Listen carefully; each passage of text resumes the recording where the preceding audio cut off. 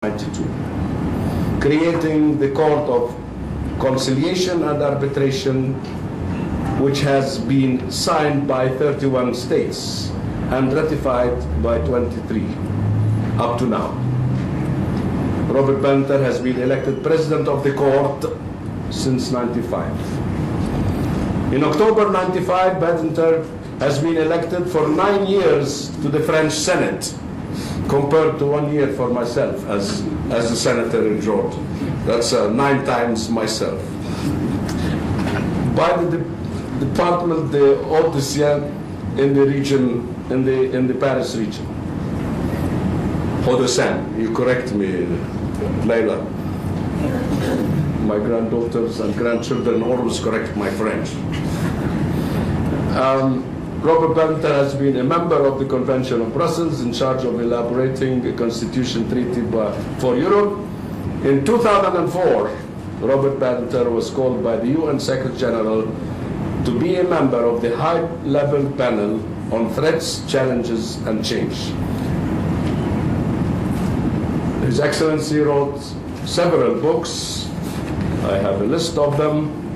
He is a very well-known personality in the fields, as I've mentioned, which includes practically everything that is important to running a state.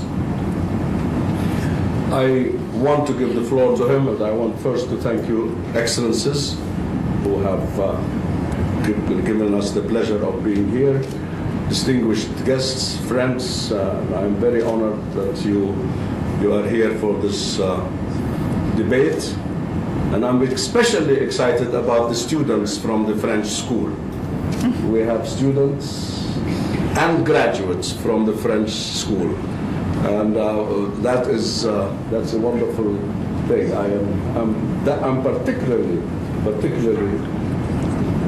really elated to see the students and the teachers here this evening. So thank you for coming. You make this meeting a great pleasure. Having said this, I will pass the floor to you, Your Excellency.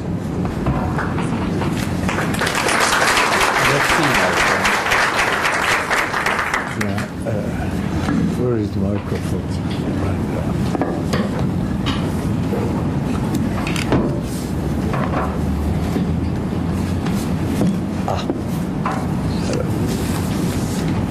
Well, ladies and gentlemen, I will indeed, yes, ladies and gentlemen, I shall indeed thank our distinguished host for this welcome. My mother only would have found it a little brief. Everything that you said brought me back to the past. The present and the future matters only, in my opinion. Nevertheless, I must confess before I start, I am French. We'll forgive you for that. Which means that my natural language is French. And therefore, trying to use the elements of bribes of my English knowledge, it hampers necessarily at the same time the clarity and if possible the shining style which I appreciate so much in the French subtle language. Forgive me. I must also tell you, Dr. Talal Abu-Ghazaleh, that I do appreciate the fact that you invited me in a university by all standards so modern and so determined to break the barriers of space and the barriers of culture. It's a great enterprise that you are carrying on. The future belongs indeed to new forms of debate and teaching, which goes together with the progress of technology. But this is usually a theme of speeches, mostly by political personalities who promise that this will be generalized, which is not necessarily the case, as I've seen. You have done it. Doing it, and with success, is a most remarkable performance. And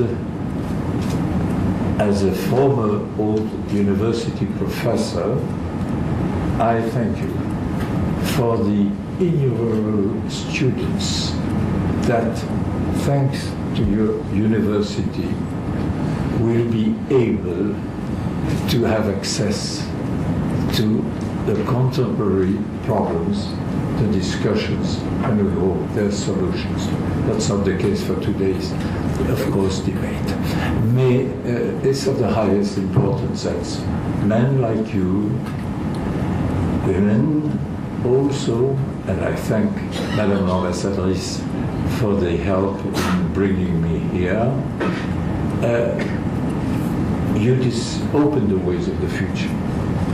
Ways of the future, when you speak about death penalty, that's precisely the ones that I shall not open, but just explain in the most university way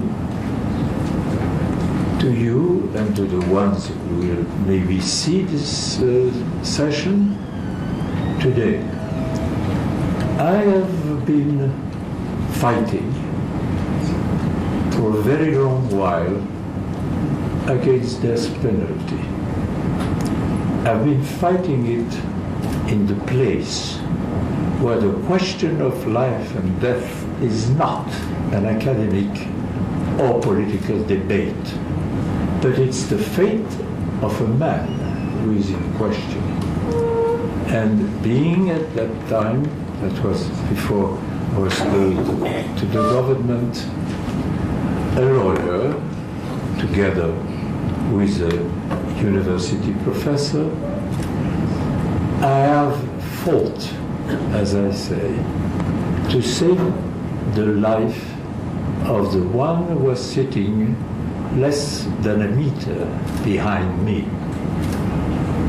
I say that because those who have never, fortunately, seen such intense debates, not academic, not religious, not philosophical, but with all its emotion, can understand why, after so many fights and the final victory in France, I decided that I would commit myself as long as I shall live to fight death penalty in its reality. The one you mentioned becomes a philosophical reflection, and it's a perfectly your point of view. Generally speaking, I try to be as open as possible in this matter as all others. But one thing